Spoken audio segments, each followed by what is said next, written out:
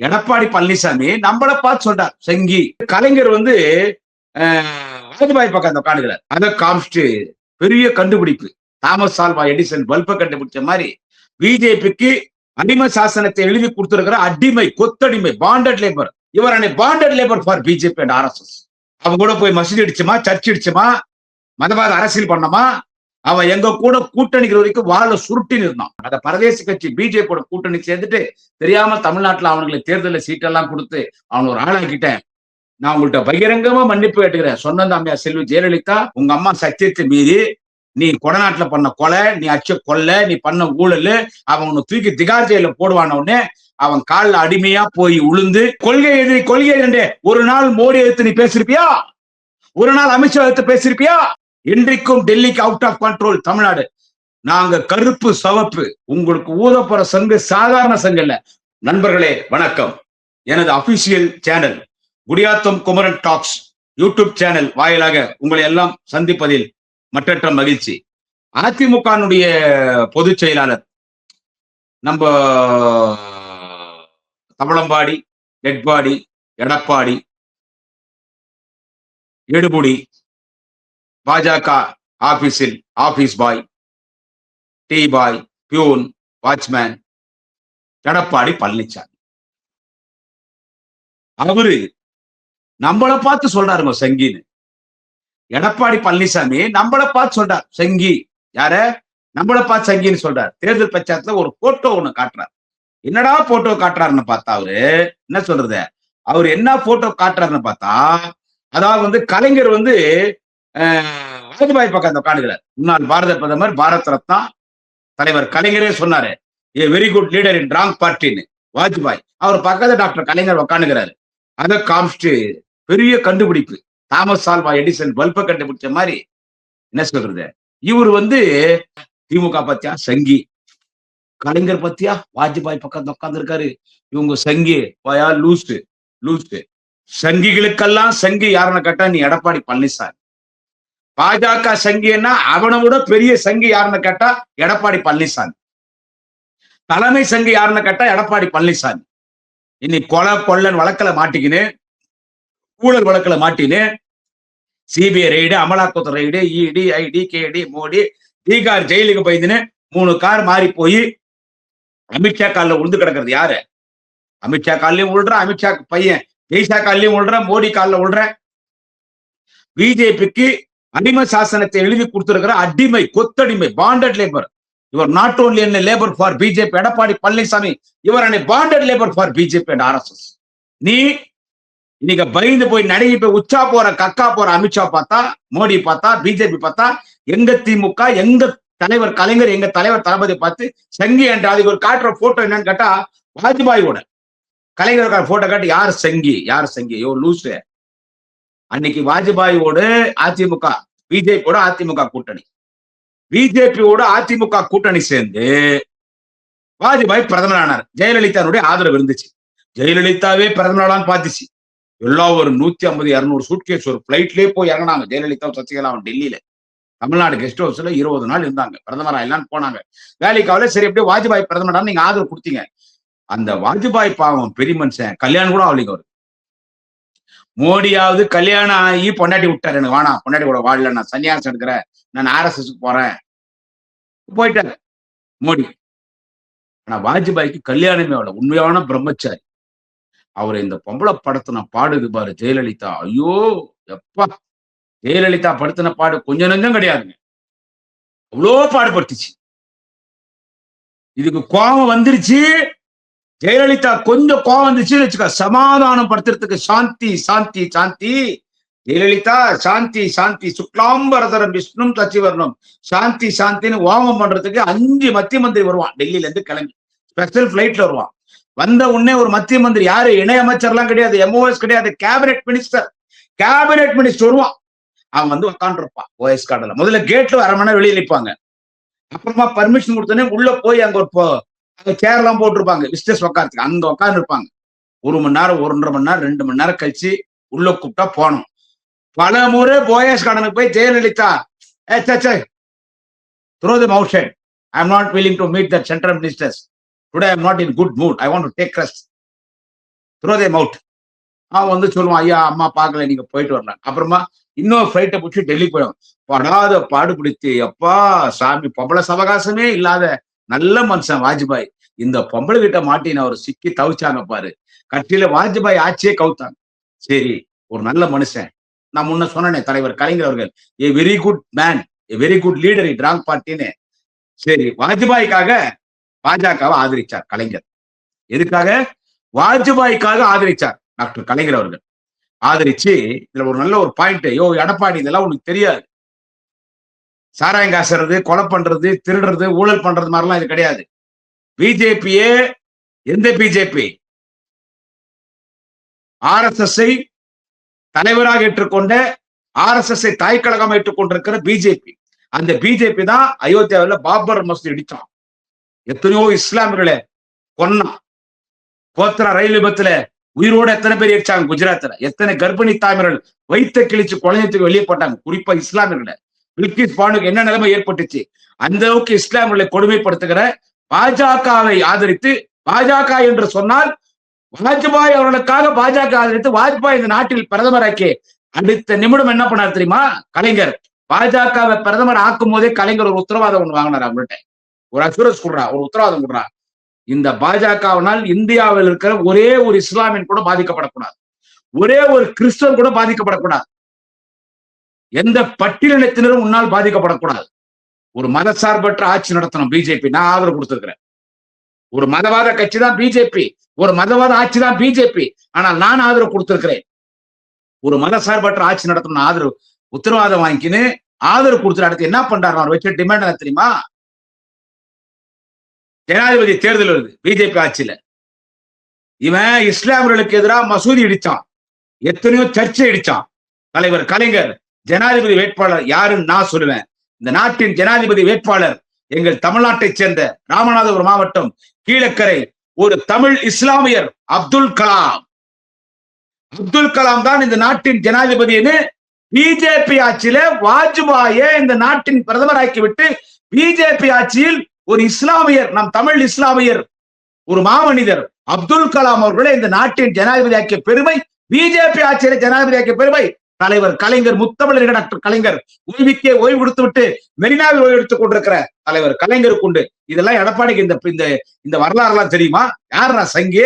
நாங்க காய் வேஸ்ட கட்டிக்கின்னு ஒரு நாம ஒண்ணு போட்டுக்கின்னு அவன் கூட போய் மசூதி அடிச்சுமா, சர்ச் அடிச்சுமா, மதவாத அரசியல் பண்ணமா? அவன் எங்க கூட கூட்டணிக்கிற வரைக்கும் வாழ சுருட்டின்னு இருந்தான். அது பிறகு ஆஃப்டர் வாஜ்பாய் சீப்போன் வெளியே விட்டார் கலைஞர். உன் வரவே வேணாம், ஓடி போடுறான்னு சொல்லிட்டு வெளியே வந்தாச்சு. அதன் பிறகு அந்த அம்மா தெரியும். அப்போ ஜெயலலிதா ஒரு ஸ்டேட்மெண்ட் விட்டாங்க. கலைஞரை பார்த்த சங்கினி சொல்றேன், ஏன் கலைஞர் பாஜக கூட்டணி போனாரு, திமுக ஏன் கூட்டணி போய் விளக்கத்தை நான் கொடுத்தேன். ஆனா உங்க அம்மா ஜெயலலிதா யாரையா? உங்களுக்கு யாரையா கடவுள்? ஜெயலலிதா தானே, அந்த அம்மா தானே உங்களுக்கு எல்லாம் அரசியல வாழ்க்கை கொடுத்தாங்க. நீ இந்த போது நீ ஜெயலலிதா கூட தான் சேவல தான் நீ எம்எல்ஏ ஆன. அப்ப ஜெயலலிதா வாக்கு தெய்வ வாக்கு தானே. எங்களுக்கு எங்க முத்தமிழர் டாக்டர் கலைஞர் வாக்கு தெய்வ வாக்கு. அன்பு தலைவர் முதல்வர் தலைவர் தளபதி ஸ்டாலினுடைய வாக்கு எங்களுக்கு தெய்வ வாக்கு. எங்க அண்ணன் உதயநிதி ஸ்டாலின் வாக்கு எங்களுக்கு தெய்வ வாக்கு. இப்ப ஜெயலலிதா மறைஞ்சிட்டாங்க, கடவுளாவே பார்க்கணும். அந்த அம்மா என்ன சொன்னாங்க? ஐயோ, லட்சக்கணக்கான மக்கள் கிட்ட மன்னிப்பு கேட்டாங்க அம்மையார் செல்வி ஜெயலலிதா. ஐயோ, நான் தெரிஞ்சோ தெரியாமலோ அந்த பரதேசி கட்சி இப்படியே சொன்னாங்க. அந்த பரதேசி கட்சி பிஜேபியோட கூட்டணி சேர்ந்துட்டு தெரியாம தமிழ்நாட்டுல அவங்களுக்கு தேர்தலில் சீட்டெல்லாம் கொடுத்து அவனை ஒரு ஆளாக்கிட்டேன். நான் உங்கள்கிட்ட பகிரங்கமா மன்னிப்பு கேட்டுக்கிறேன் சொன்ன அம்மையார் செல்வி ஜெயலலிதா. உங்கள் கட்சி பொதுக்கூட்டத்திலே மக்கள் மத்தியிலே இனி எந்த சூழ்நிலையிலும் அதிமுக பாஜகவோடு கூட்டணி சேராது. இனி எந்த சூழ்நிலையிலும் அதிமுக பாஜகவோடு நாங்கள் கூட்டணி சேரவே மாட்டோம். கூட்டணி செய்து தப்பு செய்து விட்டேன், பகிரங்கமாக மன்னிப்பு கேட்கிறேன். இனி எந்த சூழ்நிலையிலும், நான் இல்லாத காலங்களிலும் அதிமுக தலைமை தாங்கக்கூடிய ஒரு தொண்டன் தலைமை தாங்குவான். ஜெயலலிதா சொன்னது. அந்த தொண்டன் இந்த குண்டன் எடப்பாடி பழனிசாமி அந்த அம்மாவுக்கு தெரியாத போயிடுச்சு. நாங்க சத்தியம் பண்ண மக்கள்கிட்ட பிஜேபியோட கூட்டணியில. ஆனா நீ என்ன பண்ண? உங்க அம்மா சத்தியத்தை மீறி நீ கொடநாட்டுல பண்ண கொலை, நீ அச்ச கொல்ல, நீ பண்ண ஊழல், அவன் உன்னை தூக்கி திகார் ஜெயில போடுவான உடனே அவன் காலில் அடிமையா போய் உளுந்து ஒட்டுமொத்த அதிமுகவே அவங்ககிட்ட அடமான இல்ல வித்துட்ட. அதோட சேர்த்து நம்ம திராவிட மண், அண்ணல் அம்பேத்கரின் மண், தந்தை பெரியார் மண், அறிஞர் அண்ணா மண், தலைவர் கலைஞர் மண், திராவிட மண்ணை இன்னைக்கு அவனுக்கு காட்டி கொடுக்கான வேலையை எடப்பாடி பழனிசாமி நீ பார்த்துட்டு யாரை பார்த்து சங்கின்னு சொல்ற? துணிச்சலா மோடியை உன்னால எதிர்க்க முடிந்ததா? நாங்கள் பாஜகவோட கூட்டணி இல்லை என்று பேசின நேரத்தில் நாங்க பாஜக கூட்டணி இல்லைன்னு சொன்னீங்களே. 3 கார் போய் அமித்ஷா காலில் விடுறது 20 நாளைக்கு முன்னால் எடப்பாடி சொன்னார் நாங்கள் பாஜக கூட்டணி இல்லைன்னு. எப்பயாவது மோடிய தலைவர் தளபதி அண்ணன் உதயநிதி ஸ்டாலின் பேசுற மாதிரி இந்த சாதாரண 2.5 கோடி தொண்டர்களில் கடை கோடி தொண்டனாக இருக்கிற குடியாத்தம் குமரன் பேசுறத கூட நீங்க பேசிருப்பீங்களா? மோடி எதிர்த்து பேசிருப்பீங்களா? அமித்ஷா எதிர்த்து பேசிருப்பீங்களா? ஒரு ஆயா, ஒரு கேள்வி, ஒரு பாப்பாச்சி, ஒரு ஊருகா மாமி நிர்மலா சீதாராமன் தமிழ்நாட்டுல பிறந்து தமிழ்நாட்டுல படிச்சிச்சு. தமிழ் படிச்சா பிச்சோ கூட எடுக்க முடியாதுன்னு சொல்லி நமக்கு நிதி குடிக்காம வஞ்சிக்குதே, நம்ம ஜிஎஸ்டி வாங்கிட்டு திருப்பி கொடுக்காத அந்த நிர்மலா சீதாராமன் எதிர்த்து பேசிருப்பீங்களா?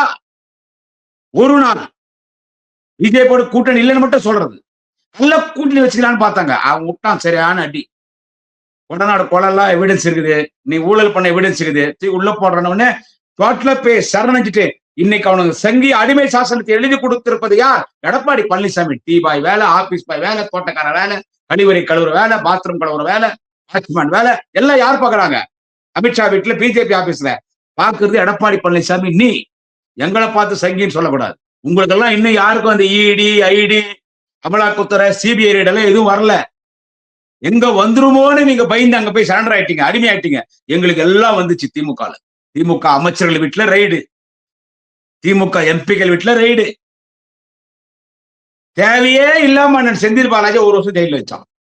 தேவையே இல்லாம மிரட்டினான், எவ்வளவோ பண்ணி பார்த்தான். புதுசா ஊழல் குற்றச்சாட்டு சொல்றான், பயந்துருவாங்களான்னு சொல்லி.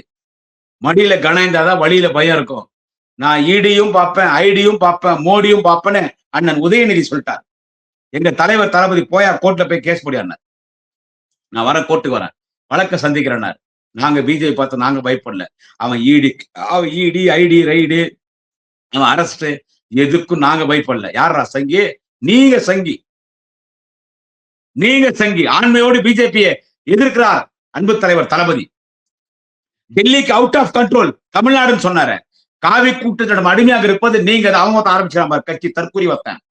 ஒரு தற்கூரி கட்சி ஆரம்பிச்சுக்கிறானே. விஜயின் ஒரு பொம்பளை போரிக்கு ஜாடு மாடு பாடுகா லக்காடி பாடுசு பேமானி களவாணி கேப்மாரி அந்த விஜய் பொம்பளை போரிக்கு குடிகாரன். அவன் யாரு? அவன் காவி கூட்டத்தின் அடிமைதான். காவி கூட்டம் சொல்லிதான் அவன் கட்சி ஆரம்பிச்சான். இப்ப அவனே இவனுக்கு ஆப்பு வைக்கிறான். அவன் சொல்றான் காவி கூட்டத்தோட கூட்டணி வைத்திருக்கிறார், ரைடு வந்தா டெல்லிக்கு போறாங்கன்றான். எப்படா தளபதி ஸ்டாலின் வீட்டுக்கு முதலமைச்சர் தலைவர் தளபதி ரைடு வந்துச்சு சொல்லுடா. டே பாடுஸ், டே ஜாடு மாடு பையா, டே பொம்பளை போரிக்கு குடிகாரா, டேய் தற்கூரி விஜய், டே விஜய் எப்படா வந்தாங்க தளபதி ரைடு? எப்படா வந்தாங்க அண்ணன் உதயநிதி ஸ்டாலின் மாண்புமிகு அண்ணன் நாளைய தமிழக வாலிப கலைஞர் அண்ணன் உதயநிதி ஸ்டாலின் வீட்டுக்கு எப்படா ரைடுக்கு வந்தாங்க? அவர் தான் கூப்பிடுறாரு. என் வீட்டு அட்ரஸ் இருந்தா வச்சுக்கோ. ஈடியாவது மோடியாவது பாக்குறவான்னு கூப்பிடுறாரு. யார் பயப்படுறாங்க? யாரா டெல்லிக்கு போறாங்க? ஒரு பிரதமரை சந்திக்கிறதுக்கு நாட்டின் நலனை கருதி. அது வேற. யாரா பயந்து போனாங்க? நாங்க காவி குற்றத்தோடு நாங்க கூட்டணி வச்சிருக்கோமா? பொறுக்கி பையா. கொஞ்ச நாள் குங்கம் எப்படி வச்சு விஜய்? யார் காவி கூட்டம்? காவி கூட்டம் சொல்லிதாடா நீ கட்சி ஆரம்பிச்ச. உனக்கு தெம்பு இருந்தா திராணி இருந்தா ஜனநாயக படம் ரிலீஸ் ஆவாத்துக்கு எங்களுக்கு சதிக்குதுன்ற உன் ஜனநாயக படம் ரிலீஸ் ஆவாத்துக்கு 41 பேர் கொலை பண்ணிட்டு ஜனநாயக படம் ஷூட்டிங்காக அந்த பழி தூக்கி செந்தில் பாலாஜி மீது திமுக மீது போடுறேன். என்னது நீ? நாங்க காவி கூட கூட்டணியா? காவி சாயங்கிறதுல காவி சாயம். அதை வெளுக்குறது யாருன்னு கேட்டா எங்க தலைவர் தலைவர் உதயநிதி ஸ்டாலின். சனாதனத்தை ஒழிப்போன்னார். காவி கூட்டத்தில் அடிமையாக இருந்தா ஏன்னா எங்க அண்ணன் உதயநிதி ஸ்டாலின் தைரியமா சொல்றார் சனாதனத்தை ஒழிப்போன்னு. நீ சொல்லுவியாடா? திருப்பகுன்ற மலையில நீ வாய் தெரிஞ்சியாடா? யாரா காவி கூட்ட அடிமை? சனாதனத்தை ஒழிப்போன்னார். விக்கா போறான் பிஜேபி எங்களை பார்த்தா. எனக்கு கொள்கை எதிரே ஒரு நாள் மோடி எதிர்த்து நீ பேசிருப்பியா? ஒரு நாள் அமித்ஷா எதிர்த்து பேசிருப்பியா? ஒரு நாள் பிஜேபி ஒன்றிய அரசுன்னு சொல்ற பிஜேபி வைத்து நாங்க பேசுற மாதிரி நீ பேசிருப்பியா? பகிரங்கமா அவனுடைய தவறுகளை சுட்டி காட்டியிருப்பியா? அவன் மதவாத அரசியல் பண்றான் நீ சொல்லிருப்பியா? சும்மா பிஜேபி கொள்கை எதிரான். இவன் காவி கூட்டத்துடைய அடிமை. யாருன்னு கேட்டா இவன் விஜய் தற்கூரி. இவன் காவி கூட்டத்துடைய இவன் அடிமை. ஒருக்கி பொறம்போக்கு பையன். இன்றைக்கும் டெல்லிக்கு அவுட் ஆஃப் கண்ட்ரோல் தமிழ்நாடு. நாங்க கருப்பு